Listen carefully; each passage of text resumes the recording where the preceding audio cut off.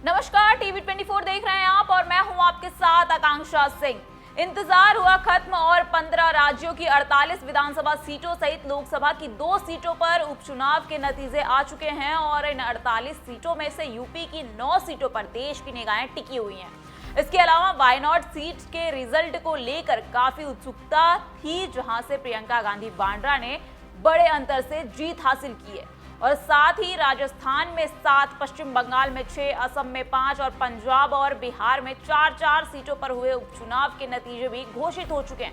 वहीं कर्नाटक और केरल में भी 3 सीटों पर चुनाव हुए थे, जबकि उत्तराखंड की केदारनाथ सीट पर बीजेपी प्रत्याशी आशा नोटियाल ने जीत हासिल की है। वहीं बिहार में सत्तारूढ़ राष्ट्रीय जनतांत्रिक गठबंधन ने राज्य में अगले साल होने वाले विधानसभा चुनाव से पहले 4 सीट के लिए हुए विधानसभा उपचुनाव में जीत हासिल की है और इसी के साथ प्रदेश की राजनीति पर अपनी पकड़ और मजबूत कर ली। आपको बता दें कि बिहार की 4 विधानसभा सीट पर हुए उपचुनाव में जहां एनडीए ने इमामगंज सीट पर कब्जा बरकरार रखा है, वहीं विपक्षी महागठबंधन से तरारी, रामगढ़ और बेलागंज सीट छीन ली गई है और चुनावी रणनीतिकार से नेता बने प्रशांत किशोर की ओर से बड़े जोर शोर से हाल ही में शुरू की गई जनसुराज पार्टी ने उम्मीदवारों के इस उपचुनाव में 1 सीट को छोड़कर बाकी सभी सीटों पर जमानत गंवा दी है।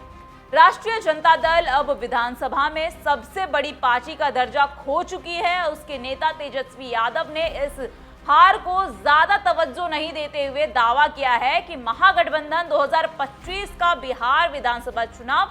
जीतने के लिए पूरी तरीके से तैयार है। वहीं कांग्रेस ने शनिवार को उपचुनाव के आए नतीजे में महाराष्ट्र की नांदेड़ लोकसभा बरकरार रखी है। केरल की वायनाड लोकसभा सीट से जीतने के बाद कांग्रेस की लोकसभा में सीटों की संख्या 99 हो चुकी है, जबकि महाराष्ट्र विधानसभा में बीजेपी की जीत से सत्तारूढ़ गठबंधन की राज्यसभा में भी संभावनाएं बढ़ेंगी और महाराष्ट्र राज्यसभा सीटों की सबसे अधिक संख्या के मामले में देश में दूसरे स्थान पर है। वहीं बीजेपी ने इस साल की शुरुआत में हुए लोकसभा चुनाव में 240 सीटें जीती थी, जबकि नांदेड़ उपचुनाव 26 अगस्त को कांग्रेस सांसद वसंतराव चौहान के निधन के बाद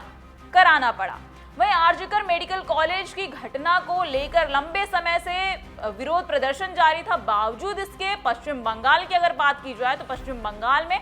तृणमूल कांग्रेस यानी टीएमसी की मजबूत पकड़ दिखाई पड़ी है और पार्टी ने सभी 6 सीट पर जीत भी दर्ज की है, जिसमें सबसे महत्वपूर्ण है मदाहिरी घाट सीट, जो कि उसने बीजेपी से छीन ली है। और पश्चिम बंगाल के मुख्यमंत्री ममता बनर्जी ने कहा है कि उपचुनाव के नतीजे से उन्हें लोगों के लिए काम करने में मदद मिलेगी और मुख्यमंत्री ने कहा कि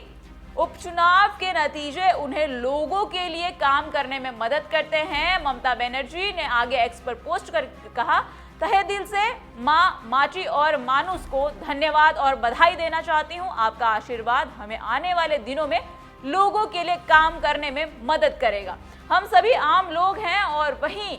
यही हमारी पहचान है। हम जमींदार नहीं हैं बल्कि लोगों के रखवाले हैं। देश के 13 राज्यों की 46 विधानसभा सीटों पर हुए उपचुनाव के लिए शनिवार को घोषित नतीजों के मुताबिक अधिकांश सीट पर सत्तारूढ़ दलों का दबदबा रहा, जबकि बीजेपी और उसके सहयोगी ने उत्तर प्रदेश, बिहार और राजस्थान में दबदबा कायम किया है। जबकि तृणमूल कांग्रेस की अगर बात की जाए तो पश्चिम बंगाल में सुपड़ा ही साफ कर दिया है भारतीय जनता पार्टी का और देश के 13 राज्यों की जिन 46 पर उपचुनाव हुए थे उसमें से बीजेपी और उसके सहयोगी दलों ने 26 सीट पर जीत हासिल की है और पहले की स्थिति के मुकाबले अगर बात की जाए तो उसे 9 सीट का फायदा भी हुआ है। कांग्रेस ने 7 सीट पर जीत दर्ज की है, जबकि उससे पहले की स्थिति के अगर मुकाबले देखा जाए तो 6 सीट का कांग्रेस को नुकसान हुआ है, क्योंकि वायनाड लोकसभा सीट पर हुए उपचुनाव में प्रियंका गांधी वायनाड से शानदार जीत हासिल तो की है, लेकिन उनके 6,22,338 वोट मिले थे और जो इससे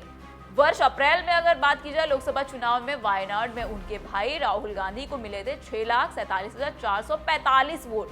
तो कम है। हालांकि वायनाड लोकसभा सीट पर हुए चुनाव में कम मतदान होने के बावजूद प्रियंका गांधी की जीत का अंतर 4,10,931 वोटों का रहा है, जो कि राहुल गांधी की 3,64,422 मतों का अंतर था और इससे अधिक है वायनाड में 2024 के लोकसभा चुनाव में भारतीय कम्युनिस्ट पार्टी की एनी राजा ने 2,83,023 मतों के साथ जो है दूसरा स्थान हासिल किया है, जबकि भारतीय जनता पार्टी के सुरेंद्रन ने 1,41,045 मतों के साथ तीसरे स्थान पर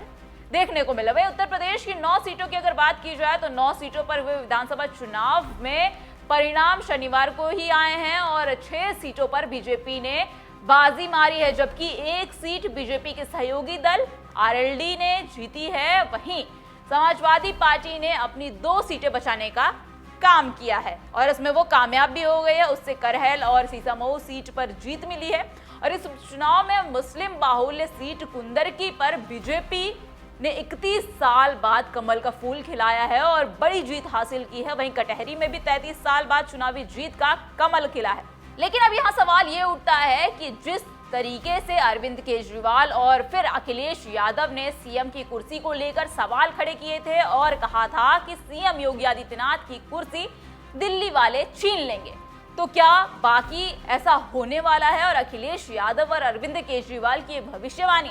सही होगी ये फिर गलत? ये तो खैर सवाल का विषय है, लेकिन ये खबर आपको कैसी लगी हमें कमेंट सेक्शन में कमेंट करके जरूर बताइएगा। ऐसे देश और दुनिया की तमाम खबरें देखने के लिए बने रहिए हमारे साथ टीवी 24 के साथ।